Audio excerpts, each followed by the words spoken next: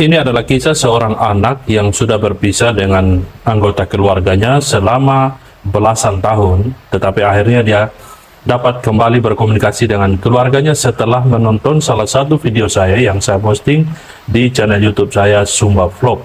Kebetulan di dalam video itu menampilkan video dari beberapa anggota keluarganya yang hadir di salah satu acara pemakaman di kampung saya. Pada waktu itu setelah ia menyaksikan video itu, ia pun bertanya di kolom komentar apakah saya mengenal orang tuanya yang ada bersebelahan kampung dengan tempat saya tinggal atau di tempat kampung saya sendiri.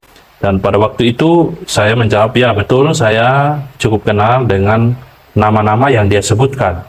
Setelah itu akhirnya ia pun meminta nomor saya dan kami akhirnya dapat berkomunikasi via WhatsApp. Dan dalam komunikasi via WhatsApp itulah saya baru ketahui bahwa anak ini adalah korban penjualan orang, di mana pada waktu itu dia bekerja di kota Wetabula. Waktu itu dia masih berusia SD, tapi saya lupa tepatnya kelas berapa, apakah ia sudah lulus SD atau belum, itu yang saya belum tanyakan lebih lanjut. Tapi yang saya ingat dalam komunikasi itu, ia katakan bahwa ia baru berusia SD. Dan waktu itu ia dikirim untuk bekerja ke Malaysia. Namun saya juga tidak tahu PT apa yang mengirimkan dia pada waktu itu.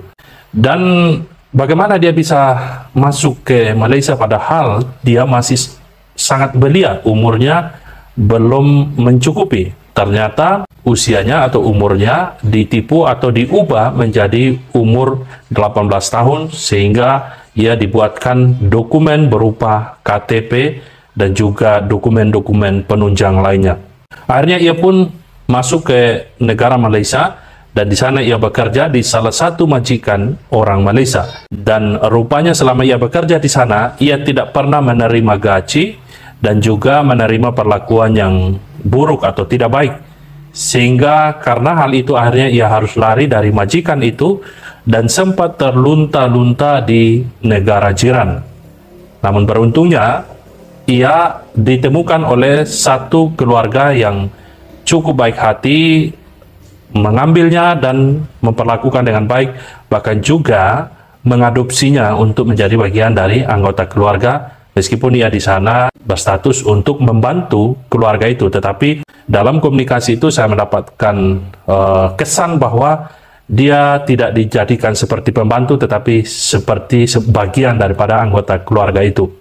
Dan dalam cerita anak itu ia menyampaikan bahwa setelah dia bersama dengan keluarga yang baru ini, akhirnya ia pun menceritakan semua pengalaman yang ia alami, dan oleh bantuan dari pihak keluarga barunya, mereka pun berusaha mengusut akan kasusnya dan juga memproses pihak majikan yang pertama, sehingga majikannya yang kejam tersebut hanya diproses secara hukum yang berlaku di Malaysia dan ia dijebloskan ke dalam penjara, dan juga uang-uang atau gajinya yang selama itu dia tidak pernah nikmati, ia pun berhasil terima.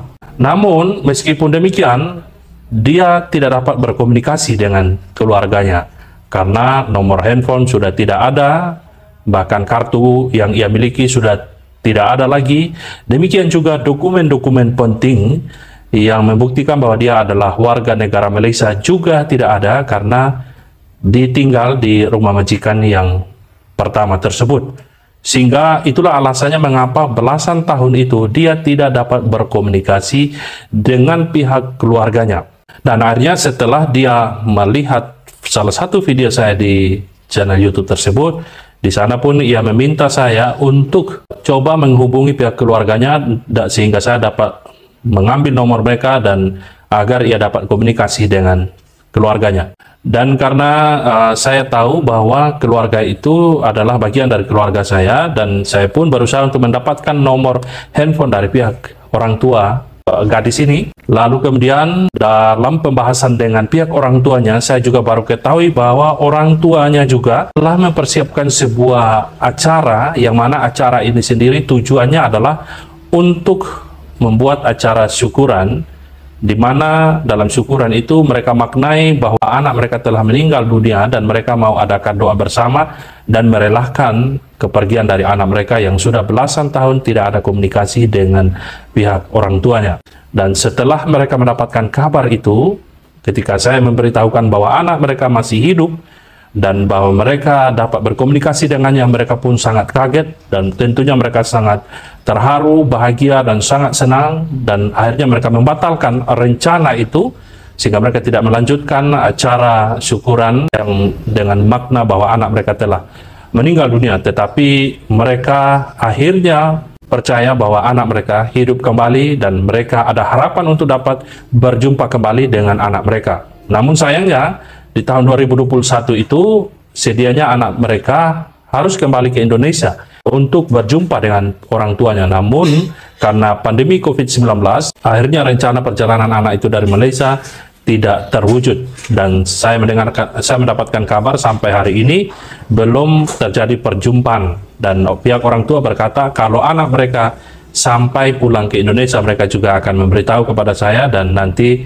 kita akan berjumpa bersama. Mudah-mudahan nanti momennya itu saya mendapatkan kabar sehingga nanti ada video yang menunjukkan momen perjumpaan daripada anak dan orang tua yang sudah terpisah selama belasan tahun. Nah, makna dari video ini teman-teman bahwa praktik penjualan orang di NTT secara khususnya di Sumba itu sangat serius. Bayangkan anak ini kisahnya itu terjadi di tahun-tahun 2000-an dan sampai di tahun 2023 kisah atau praktik seperti ini itu masih berlangsung. Oleh karena itu melalui video ini saya menghimbau agar orang tua sungguh-sungguh berhati-hati bila mana mengirimkan anak-anak untuk bekerja ke luar negeri. Sebaiknya ditanyakan di awal dengan PT apa dia pergi dan mempertanyakan legalitas daripada PT tersebut.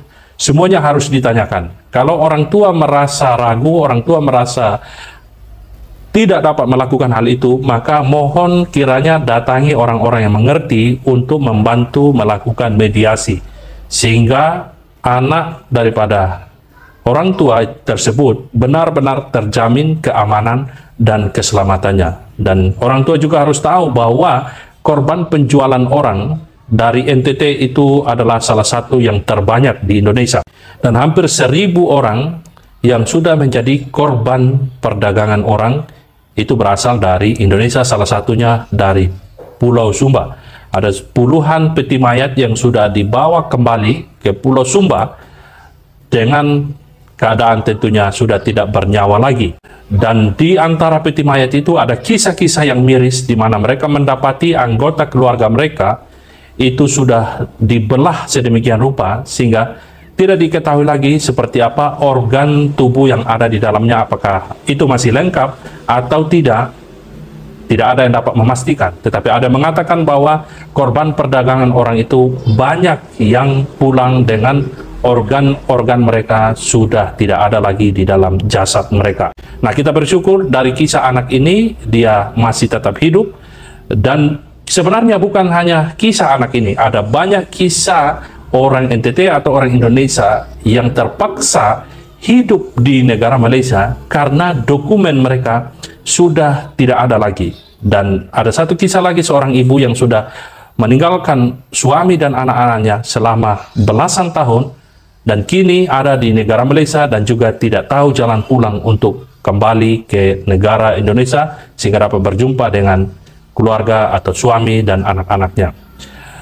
Dan semoga video ini bermanfaat untuk menjadi warning atau peringatan sehingga masing-masing kita saling menjaga, masing-masing kita saling mengingatkan sehingga tidak ada satupun dari kita menjadi korban dari perdagangan orang.